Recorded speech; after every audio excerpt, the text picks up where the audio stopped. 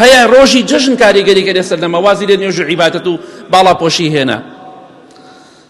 بەڕاستی زوو لە بیرمان چوو ئێمە چۆن بووین لە ڕەمەزانە و ئێستا چۆنین، خێزانەکانمان چۆن بوو ئێستا چۆنە، کچەکانمان چۆن بوو ئێستا چۆنە.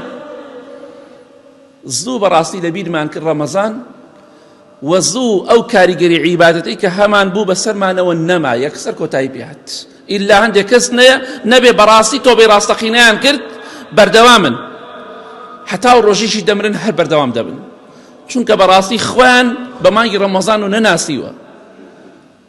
تەنها لەبەر مانگی ڕەمەزان عیبادەت ناکەن، وا دەزانی مانگی ڕەمەزان تەواو بوو، عیبادەت تەواو، خۆداپۆشین تەواو، نوێشکردن تەواو، نەخێر.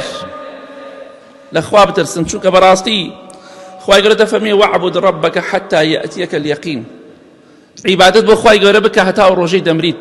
باڵاپۆشی عیبادەتە، فەرمانی خوا و پێغەمبەری خوایە صلی الله علیه وسلم. جا بەڕاستی قسەیەکی زۆر جوانەیە، دەڵێ غیرەتی پیاو لە جلوبەرگی ژنەکەیە دەرەکەوێ، ئیمانی پیاوەکە لە جلوبەرگی ژنەکەیە دەرەکەوێ. بەڕاستی بەداخەوە کاریگەری مانگی ڕەمەزان لەسەرمان نەما.